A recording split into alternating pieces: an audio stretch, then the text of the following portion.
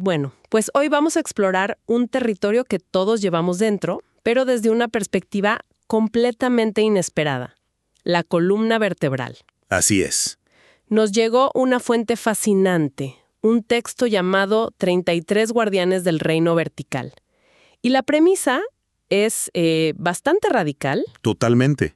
En lugar de ver una pila de huesos, nos pide que imaginemos un reino. Un reino con 33 guardianes y cada uno tiene una misión.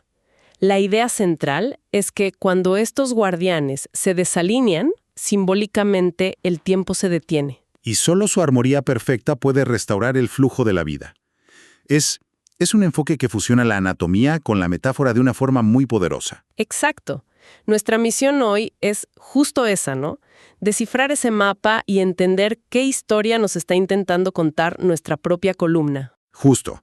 Lo que haremos será usar esa metáfora de los guardianes para ir más allá de la biomecánica.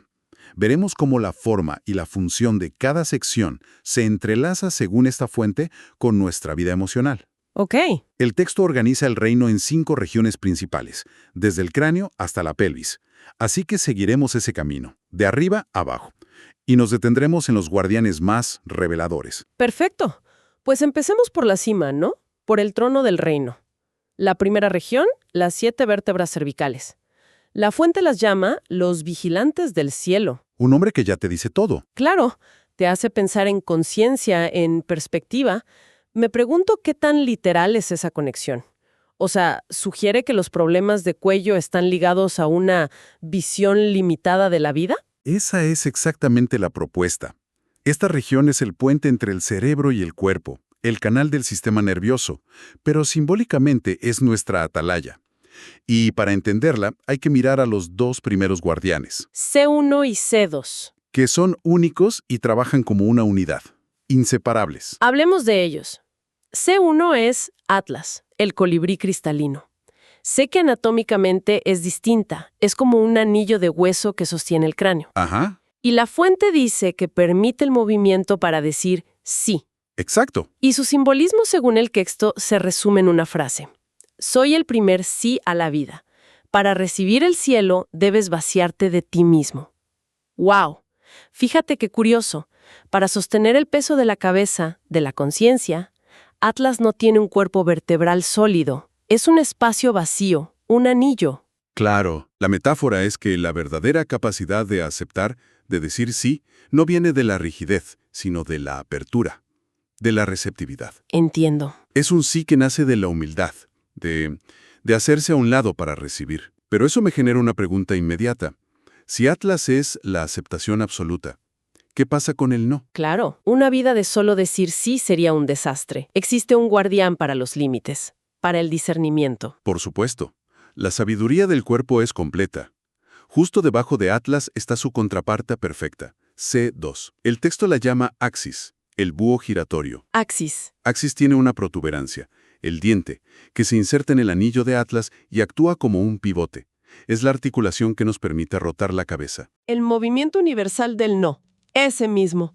Y la fuente le da esta voz: yo soy el no sagrado, el discernimiento, la capacidad de ver todas las perspectivas antes de decidir. O sea que no es una negación destructiva, es una afirmación de los propios límites, como el búho que puede girar la cabeza casi 360 grados para tener el panorama completo antes de actuar. Precisamente. El texto conecta la rigidez física en esta zona, la tortícolis, por ejemplo, con la rigidez mental, con esa incapacidad de girar la cabeza, literal y figuradamente, para considerar otros puntos de vista. Claro, tiene todo el sentido. Piensas en alguien terco en una discusión y la imagen es esa. El cuello tenso, la mandíbula apretada, el cuerpo está representando la postura mental. La fuente simplemente le pone nombre. Juntos, Atlas y Axis representan nuestra primera gran elección existencial. A qué le decimos sí y a qué le decimos no. Y para cerrar esta región, el texto menciona A7, la vértebra que más sobresale en la base del cuello. La llama el águila mensajera. ¿Cuál es su papel? C7, o la vértebra prominens, es la gran frontera. Es el último de los vigilantes del cielo y el puente hacia el siguiente reino. Como un águila que vuela entre el cielo y la tierra. Es el mensajero. Exacto. el que conecta el mundo del pensamiento puro con el mundo del sentimiento. Es ese punto de transición que nos invita a descender de la cabeza al corazón. Una puerta de entrada perfecta para la segunda región, las 12 columnas torácicas, los guardianes del corazón. Esta es la zona de la caja torácica, que protege el corazón, los pulmones. Aquí la vulnerabilidad física es máxima, y por eso la estructura es de protección. Aquí la fuente introduce un concepto precioso.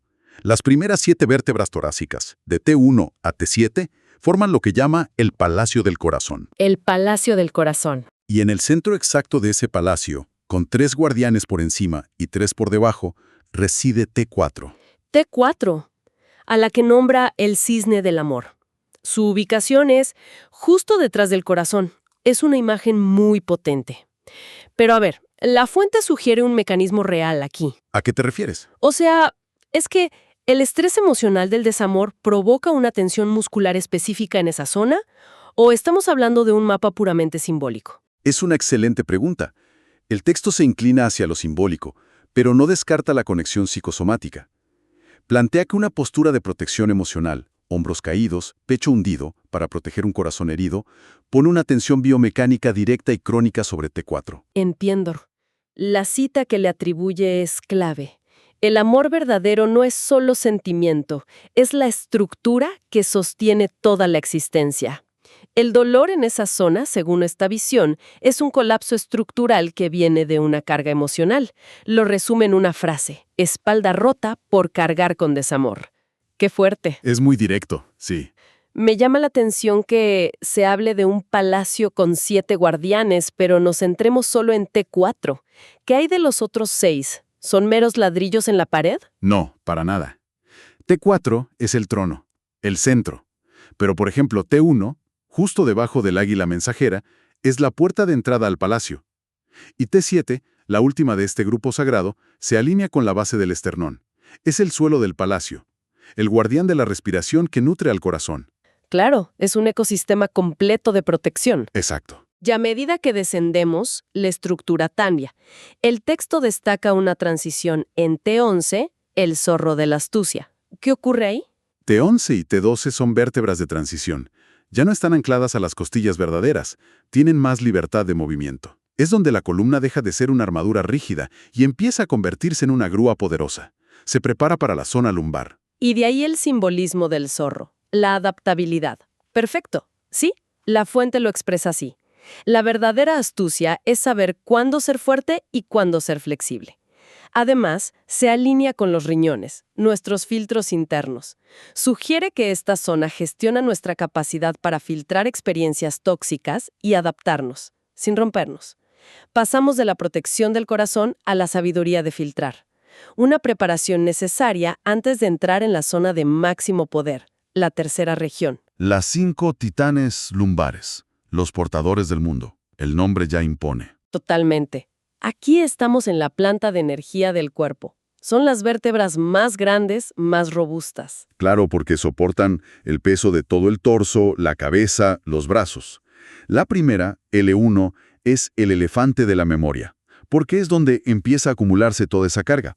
La fuente dice que almacena la memoria de cada carga que has llevado. Y el punto clave parece ser L3, el bisonte de la estabilidad. Se describe como el centro de gravedad de todo el cuerpo. Exacto. L3 es el eje sobre el que pivota nuestro equilibrio. Soporta la máxima carga de compresión de toda la columna. Por eso su filosofía es tan importante. La verdadera estabilidad no es la ausencia de carga, sino la capacidad de sostenerla sin quebrarse. Es nuestro centro de poder existencial. Justo. Un desajuste ahí y todo el edificio corporal se resiente. La presión sigue aumentando. La siguiente es el E4, el búfalo de la resistencia, la zona de máximo estrés lumbar. Y aquí es donde muchísima gente experimenta problemas. Mucha gente. Y hay una razón biomecánica muy clara que refuerza ese simbolismo del búfalo. La fuente nos da un dato revelador. A ver. El disco entre L4 y L5 no solo soporta una compresión inmensa, sino que es el punto de máxima flexión y torsión de la zona lumbar. Es la bisagra más utilizada del cuerpo. La más utilizada. Y que el 45% de todas las hernias discales ocurren precisamente ahí. 45%. Es muchísimo. Nos dice que es el punto donde nuestra capacidad de resistir la carga de la vida se pone a prueba de la forma más brutal. Aquí me surge una duda importante. Esta visión es muy bella, pero ¿no corre el riesgo de simplificar demasiado? ¿En qué sentido? Si alguien tiene una hernia en L4-L5, es justo pensar que es porque no supo gestionar una carga emocional. Podría interpretarse como una forma de culpar a la víctima de su propio dolor. Es la pregunta fundamental, y es crucial no malinterpretar el texto. No lo plantea como una simple ecuación de causa y efecto, ni como una culpa. Entonces, ¿cómo lo plantea? Lo propone como un lenguaje. El cuerpo habla. Una hernia en L4-L5 no significa que una persona sea débil, sino que la zona, diseñada para la máxima resistencia, ha llegado a su límite. Claro. La invitación del texto no es a la culpa, sino a la curiosidad. ¿Qué cargas, físicas o no, está soportando esta estructura? Es una herramienta de autoconocimiento, no un juicio. Entendido. Es un diálogo con el cuerpo, no una acusación. Y ese diálogo nos lleva al último de los titanes, L5, el oso polar del sacrificio final. ¿Por qué sacrificio? Porque L5 tiene una tarea casi imposible. Tiene forma de cuña para crear la curva lumbar que nos permite estar erguidas, pero se asienta sobre el sacro, que está inclinado. Ah, claro, eso crea un punto de tensión brutal. Brutal. La articulación L5-S1 es la más estresada de toda la columna, con una tendencia natural a deslizarse hacia adelante. Su sacrificio es soportar esa tensión constante, para conectar el reino móvil de la columna con la base sólida de la pelvis.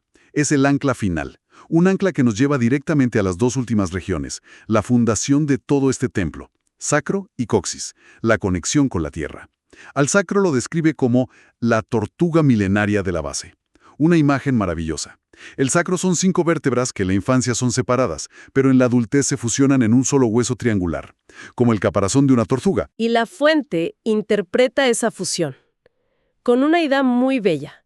La fusión no es pérdida de individualidad, es unidad en el propósito común.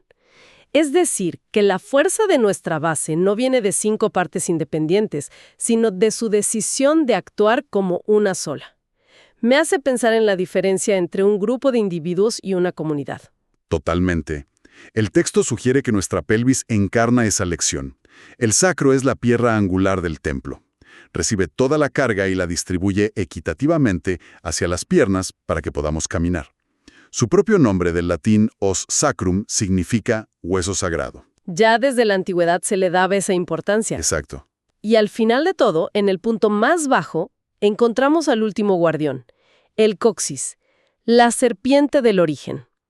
Un vestigio de cola. Parece casi insignificante. Anatómicamente puede parecerlo, pero simbólicamente es potentísimo.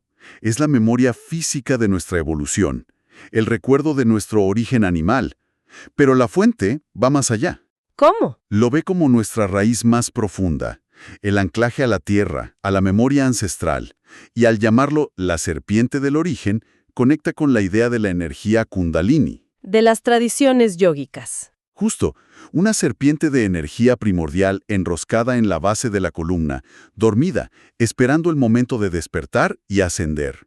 Es el punto de partida de todo el viaje. ¡Qué increíble! Hemos hecho el viaje completo, desde el sí y el no en el cuello, pasando por el palacio del corazón, descendiendo a la planta de poder lumbar, hasta la base sagrada y la memoria ancestral en el coxis. Es mucho más que una lección de anatomía. Es un mapa de la experiencia humana encarnado en nuestra propia estructura. Y la revelación final del texto es que el objetivo no es enfocarse en un solo guardián, sino en su alineación. En la armonía del conjunto. Cuando los 33 trabajan en armonía, se convierten en uno, en un canal perfecto que, según esta filosofía, permite que la energía fluya sin obstáculos entre el cielo y la tierra. La alineación física como un reflejo directo de la alineación interna. La columna no es solo nuestro soporte, es literalmente el eje de nuestro mundo personal. Esa es la idea central, que nuestra postura, nuestros dolores, nuestras tensiones, no son problemas a eliminar, sino mensajes a descifrar. Para cerrar, la fuente termina con una serie de preguntas de autoevaluación para cada región, y esto nos deja con una reflexión final. La propuesta es que la postura física no es solo biomecánica, no. Es un reflejo constante de nuestra postura ante la vida. Y la pregunta que nos plantea, para llevarse a casa, no es para juzgar, sino para observar con curiosidad. ¿Cuál es esa pregunta? ¿Qué podría estar diciendo la postura de una persona en este preciso momento sobre su estado interno? Más allá del simple cansancio o la comodidad, ¿qué historia está contando esa curva en la espalda, esa tensión en el cuello o esa solidez en la base? Es una invitación a escuchar, en silencio, el lenguaje de nuestro propio reino vertical.